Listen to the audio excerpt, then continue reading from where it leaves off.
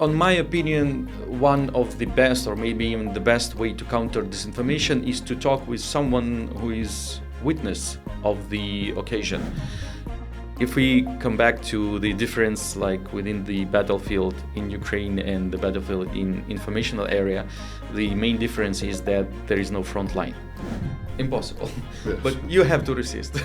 It's like impossible to win, but it's a process that will go on. Vladni podcast GOVSI. Lep pozdrav v novem podkastu GOVSI, v katerem nadaljujemo s temo, ki smo jo na tem mestu že večkrat obdelovali. To so dezinformacije. Naj spomnim, da je UKOM pred časom zagnal kampanjo Preberi, premisli, preveri, s katero želi dvigniti zavest javnosti, da so informacije lahko hitro pokvarljivo blago, če jih seveda ne jemljemo resno. Pred časom smo se na to temo pogovarjali s Simom Kumpasom iz Evropske službe za zunanje delovanje. Na to smo gostili uglednega profesorja iz Kalifornije Nikolasa Kala. Ob kongresu Dezinfolab smo imeli zanimiv pogovor z Marijo Giovano Seso. Tokrat pa smo v studio uspeli pridobiti in povabiti Ukrajinca Mykhaila Dankanycha.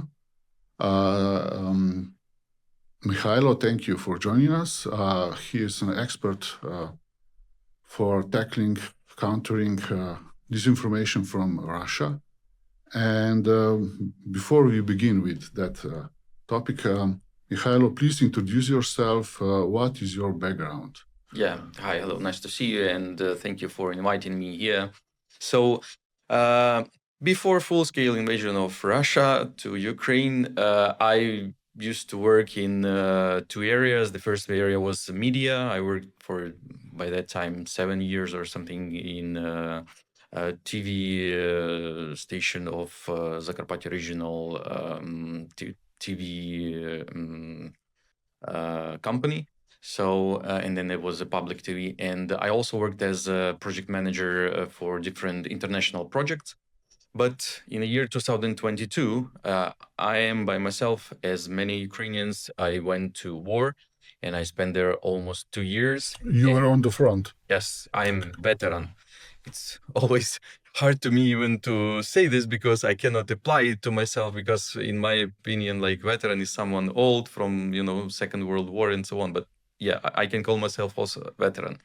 So I have in 31st of December 2022, I was in witnessing exchange of the prisoners of Russian and Ukrainian ones. So, and by that time it was only first year of the war. So I was thinking, okay, I have to make a lot of pictures, because when I talk to my colleagues that I worked with in international projects, when I will tell them what I have witnessed, what I have seen, they will not believe me. So I need to make pictures to show them, because many Ukrainian soldiers that were coming back, they were very thin. So I understood that they were having hunger in there and so on.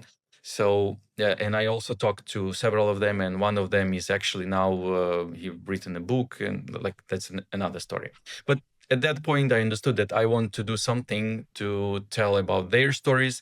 And in a year only, I have seen the first interview, and I decided to make a project, as I could do before full-scale invasion, but I just made it connecting disinformation and POWs, because in my opinion, there is a chain that connects these two topics. And the chain is over 20 years ago, when Putin became president, one of the first things that he did, he grabbed all the media and they started to pump their society with disinformation, with narratives against West, about Russian empire, and so on, so on. So, and POW, in my perspective, he's like almost lost alive victim of this process, because he being inside Russia and he felt everything on a physical way, not just informational way. That's how the you developed the project Break the Fake. Yes. As much as I understand, can you describe that? What a little bit more about that project? Yeah. So it all started from this idea And then in a year when I resigned and I started to think how to give my conduct to our victory or just to resist Russia. So I had this background. I work in media and I worked with project management. I decided, okay, let's make a project. So first it was like a small meeting in Lviv. There was a group of French volunteers. They just came to see Ukraine, to see, I don't know, cities and war and everything. And I organized a meeting with POW, the one that I actually met on that border when there was exchanged. And it was so interesting for them. It was also interesting for me. So I see that, yeah, it's something interesting. So I decided to make another meeting. So then we applied for a grant for International Renaissance Foundation. We found partners, and now I think that our main partner is Ministry of Foreign Affairs of Ukraine, because they help us to reach embassies and they organize events with this information topic and POW topic. And we also communicate with fact-checking agencies in Ukraine, like VoxCheck, Center for Countering Disinformation, and some other organizations. Yeah. Please explain me where is the connection between prisoners and disinformation? Yeah. Well, on my opinion, one of the best, or maybe even the best way to counter disinformation is to talk with someone who is witness of the occasion. So, for example, if there is a car accident, you can read about it in news, and that would be something the journalist written. Maybe he was there, maybe he wasn't there. But if you talk to a driver or a police officer that was in there and he have seen everything, what happened, so that will give you like probably the fullest picture. And you can ask any questions like what was the speed, what was, I don't know, the reaction of the driver and so on. So you can ask and you can fulfill your curiosity and have the correct information. So I think that the same is with this. People that were in captivity, they have seen how the guards are behaving, what they are talking about, how they treat Ukrainians, how they treat Russian prisoners. So there is a very big difference, and there's a very actually big amount of information that we can collect from there. For example, I have made a questionnaire for about 30 POWs, and I asked them several questions on matter of disinformation according to what was happening in prisons. So almost all of them said that the only source of information they actually believed and they thought that that's the only they have was the newcomers, the new prisoners, yeah, because everything else, like there was a radio, sometimes they turned on TV, sometimes they had talks, sometimes there was some meetings that were organized by the administration, but they did not believe anything of that, because mainly there was the same narratives that Russia spreads to Ukraine over years, like Ukraine doesn't exist, we have already conquered your country and you have no home to go back, you will stay here till your death in this prison, and so on, so on. So it's actually a little bit maybe even strange, because all these people, Ukrainian soldiers, they haven't attended any let's say trainings or anything like how to counter disinformation or understand what's disinformation or not, but they have faced, they know the truth, and they have faced the narratives Russia trying to put in their minds, and they resisted on this. So I find it kind of interesting, and I'm trying to use them to tell their story, to explain how actually Russia works inside. And how does it work? I have a very interesting case. So we had an event in Montenegro, And we took a taxi from airport to some place where we were staying. So the taxi driver, he asked us, where are you from? We were saying we are Ukrainians. And he's asking, so why Ukraine is fighting with Russia? Because, it's a two orthodox and traditional countries. So why are you fighting? You should not fighting. We should all Orthodox be together and live in, we have the same values and stuff like that. And I was trying to explain him. And then I also put this question into a questionnaire to other POWs. So what was treatment on the biggest holidays, like Orthodox holidays, Christmas, Easter? So what was happening in prisons? So mainly the main answer is that nothing happened. And they actually, in some prisons, they was trying to not to give information what day it is today. So some prisoners, they were trying to hide some cup where they marked days because they wanted to know when it's Christmas and when it's Easter. And when this day came, they were, just saying to each other, okay, happy Christmas or happy Easter. And if Russian guard would know this, and sometimes they got caught with this cup, so they would be beaten even more than each day. So that means that the guards they aren't religious, or there is the tactics. I would say the highest thing that happened, like when they tried to say, okay, it's Easter. So there was a priest and he would give them one egg for 10 people inside the cell. And they say that they would share this egg for everyone and then they would be beaten even more. So that's not how you treat the same Orthodox as you are if you're just a little bit religious. Well, that was a Montenegro perspective, from far away. Yeah. That was a specific story of events in Russia and Ukraine. It's different perspective. Battlefield in Ukraine, there are big fights. Ukraine is fighting for survival and their state. On the other side, we have also battlefield in digital arena. Can you describe us this digital battlefield? Well, first of all this topic is very, very wide. Like, you can talk about a lot of things in here. And informational war is only a part of cognitive war. And cognitive war is even wider.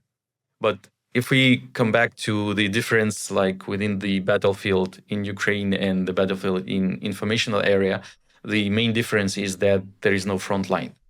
Like, you can reach anyone in any part of the planet by sitting whatever you want. So to make some actions and to try to reach your goals. And that's what I'm trying to explain also when we have these meetings and I'm talking with the medias and politics and everyone who comes to our events. I just trying to explain that, okay, so you see the front line in Ukraine, but you somehow, I think that Europeans don't mention that there is a front line in European Union because Russia is attacking informationally. And it's trying to support chaos wherever it is. And it's something that you cannot just, block and it will not go further. And there's actually difference on how European countries see this problem. Because when we were in Latvia, Latvians are banning everything they can which spreads Russian narratives or Russian ideas and so on.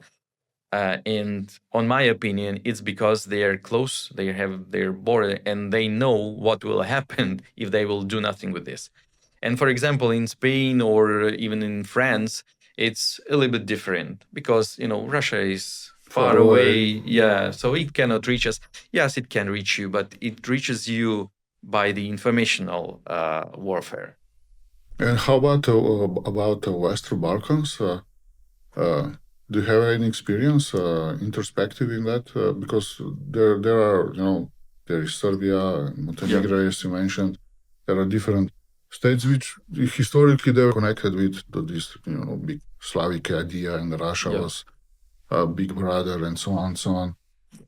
So that's the part where I have to mention the other direction that our organization is doing.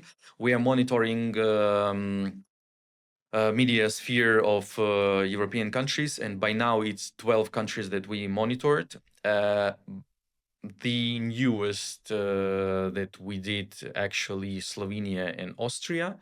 And for example, in Slovenia, we found, I think that there was 3 sources that, let's say, they fit our 5 stages algorithm as the source of Russian disinformation. Yes, so please explain this to us, and how did you find it?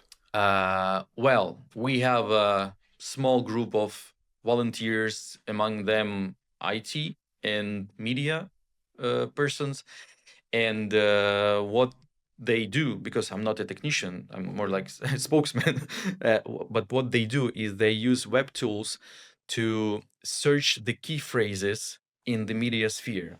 And the key phrases is actually something that we know very well because Russia is using that for decades. For example, if you have this phrase, Kyiv regime, so it's like a first mark, okay, something suspicious here because... who uses that phrase? Yes, it's only one country that would use that. So, or Ukrainian nationalists, Ukrainian Nazis, or corruption by Zelensky, or maybe decline of West, NATO expenditure, and so on. There's many of them. And you can use like 20, for example, and then you see the number of web pages that share it. And then you analyze, and then you just, okay, so we have these 5 grades, and we just see, okay, this web page, okay, 1, check, yes. The second, yes. So by this, we have found over 100 web pages that are working in the territory of European Union countries, in these 12 countries specifically, that like top toxic on our opinion. And in Slovenia, you found 3 websites. 3. Which one? Yes. Can I remember the name of the first one, like the biggest one. That's Insider.com, Okay. Yes. I think. Yeah. And there is very good examples, not just the phrases, but even the pictures that show how pro-Russian this web page is. And the interesting thing for me is that, for example, this information that we found it, so we tried it, we gave it to our Ministry of Foreign Affairs, and we said, okay, so here is information, please send it to your colleagues to European Union, maybe they will do something with this.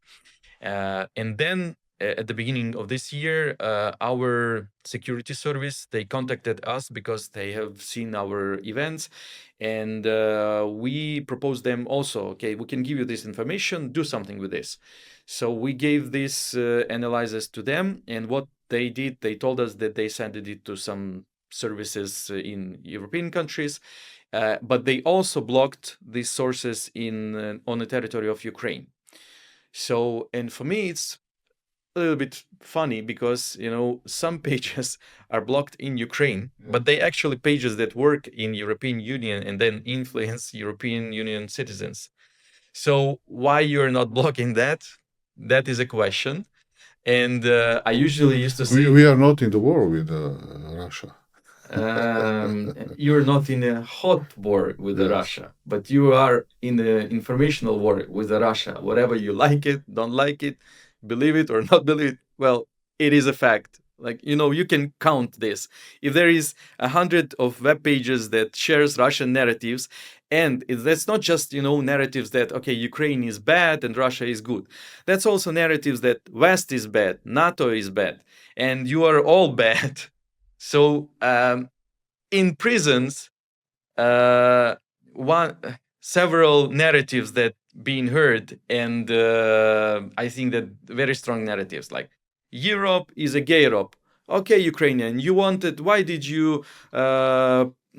fight for your gay Europe? Why didn't you fight it with us, with Russians, against NATO? That's what they hear. So, who is more successful in fighting narratives and counter-fighting narratives and disinformation? Is Ukraine or Russia? Because I remember it's famous. There is a famous picture of Mr. Zelensky, president of Ukraine, at the beginning of the war, taking pictures, video with his staff. We are here. We are not running, because there was a narrative. The leadership of Ukraine is running, is escaping, and Ukrainians, you are left alone. It turned around. Zelensky said, "We are here. We are standing and fighting against Russia." Who is winning that informational war from your perspective? Are you successful with all these strategies countering Russian narratives? Well, first of all, I think that it is impossible nowadays with all the digital data and AI to counter disinformation. Not just Russian, but any disinformation.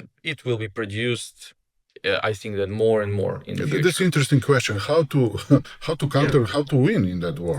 Yes, so impossible. Yes. But you have to resist.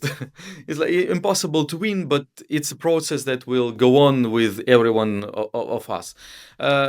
There is like long perspective, and I think that's we need to teach our children on how to be more skeptic and how to check information, and I think that something should be in the schools.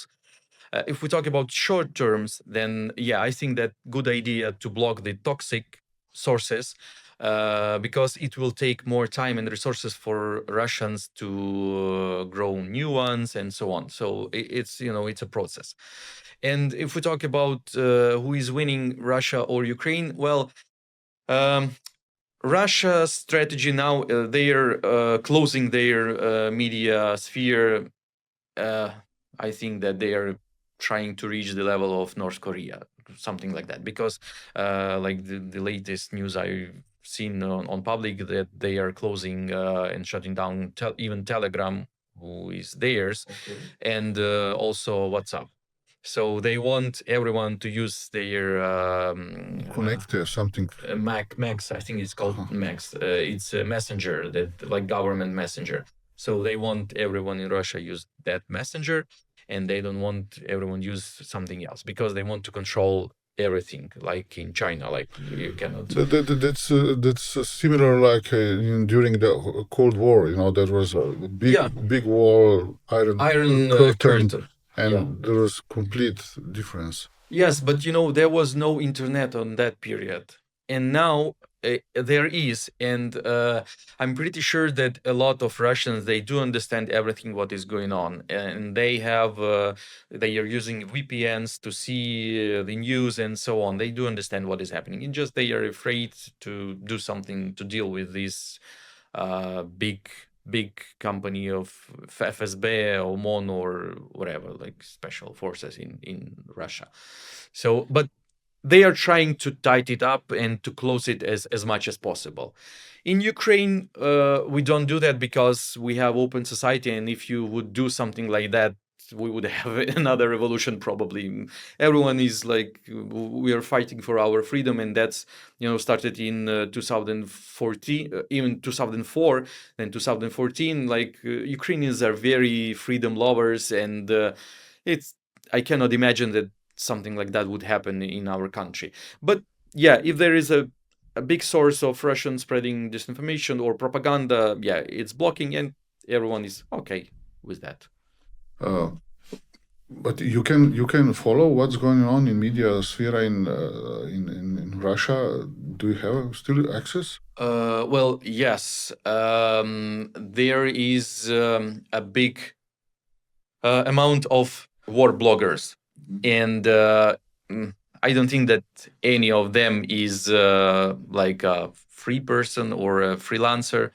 Everyone is, let's say, playing a game on the side of the FSB or some other structure or squad.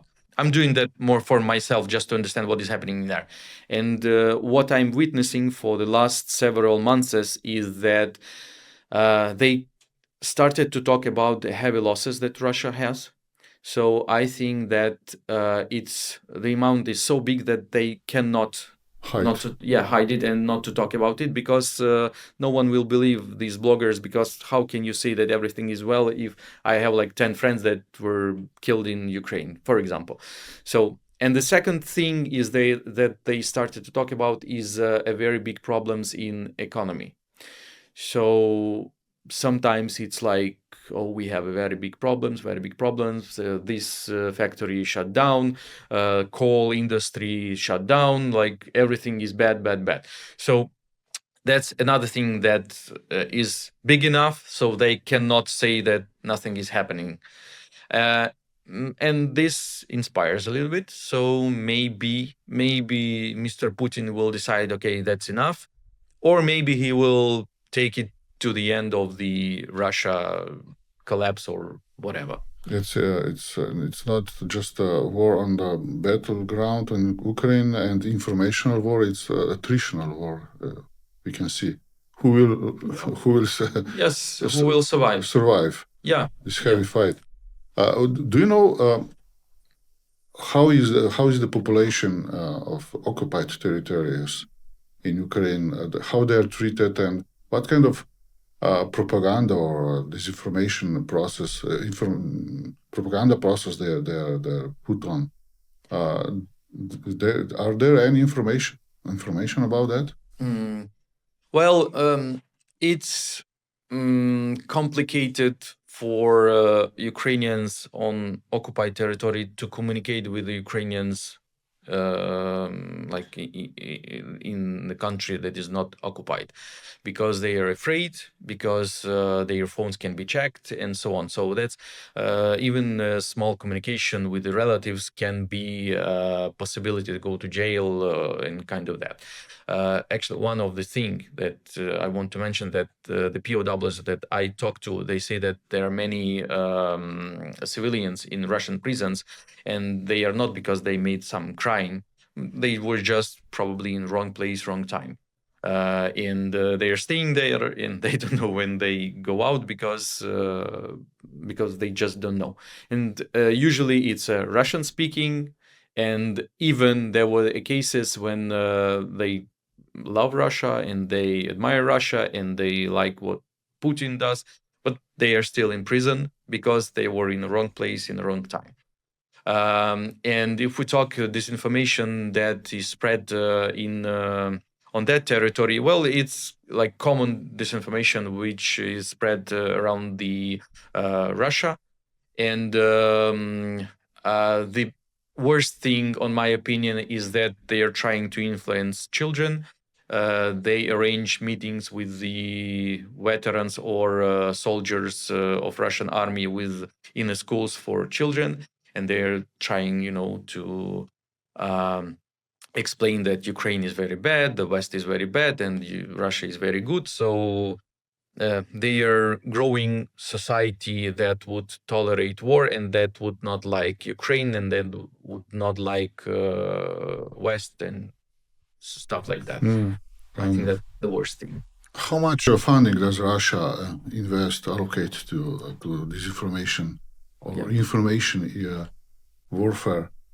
And on the other hand, Ukraine, how much does it allocate to that? Yeah. Well, I think that both sides probably have like a secret budget for it. Yes. Yeah, I can imagine. Yes. Yeah. So what I found in the public sources about Russia is that would be about $2 billion. And that's what you can, count somehow. But that invisible part, we don't know how many is in there. If we talk about Ukraine, I think that the main tool is the TV marathon we have. It's like when you're turning on TV, it's different channels are showing the same programs and so on. It works for 3 years, over 3 years. I would like not to talk about the efficiency of this, but the budget also from the open sources is about $20 million per year. So it's like uncomparable thing, but there is something that you cannot count, and that's Ukrainian civil society and the NGOs, the volunteers, and the people that just like me, like our organization, we just look for fundings in some international funds or Ukrainian funds, just to share truth about the situation and so on. And that's what Russia cannot do, because they cannot go to Europe and widely talk about this. They can try, and there are also some bloggers and some politicians that would share their opinion.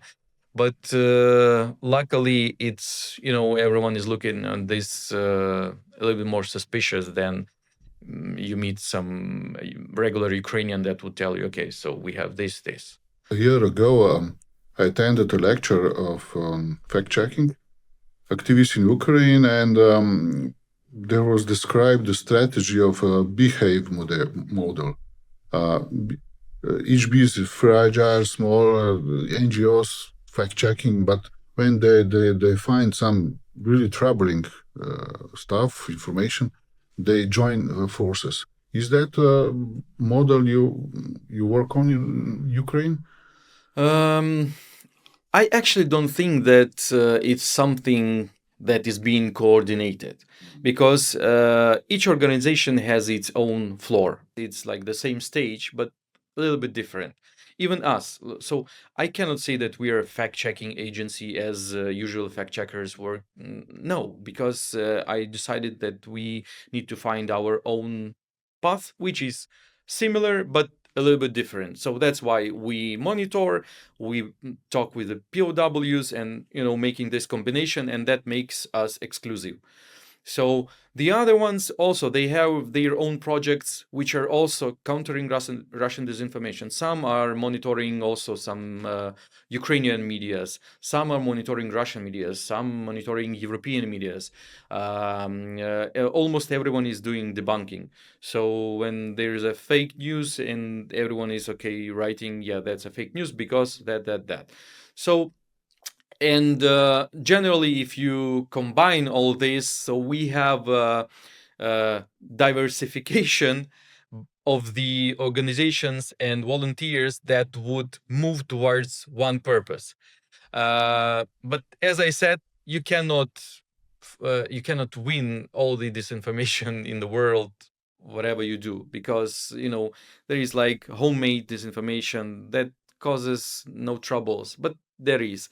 The only possibility to lower down is to eliminate the sources, and the sources, not just web pages or TV channels, but the source is the one who finances this.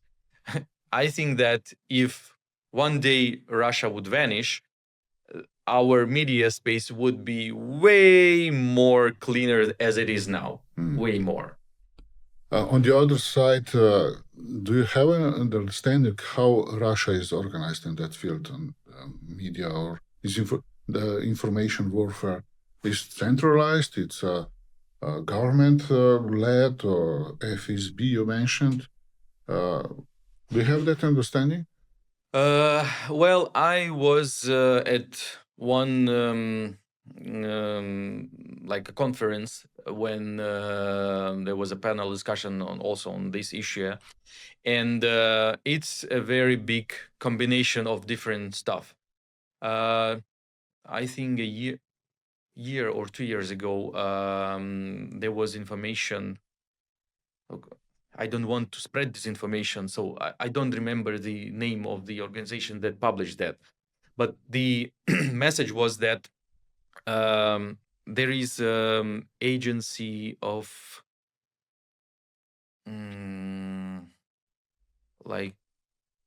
so let's call it like the agency in Russia that is the main thing, the main organization that produces disinformation, propaganda, and so on. I don't remember the name. It was stationed in Petrograd, no? No, not sure. Okay, not sure. Doesn't matter. So there is this. You can find it on the internet. Like there is a name of that agency of some cognitive or something stuff. So and they started to look for businessmen and IT workers and other people that, like civilians that work in different areas and like train them something. So I think that their idea is to have civilians that would have nothing to, like no connections to government or to military or to anything in Russia, but to explain them what to say or have communication with them and just to share information that they want to be shared. I think that it was in Slovenia when there was a family that lived in Argentina and then came back here. Spies, they were Russian spies. Yeah, so Russian spies that were like 20 years in Argentina or something like that. Long time. Long period, yes. Yeah, long period of time. So their child even didn't know that his parents are Russian, yes. Yeah, he saw that. So the same conference that I was attending, they said that Russia actually using spies, and sometimes you cannot even call them spies, because in our understanding, spy is someone who is trying to grab some secret information and to bring it to Moscow.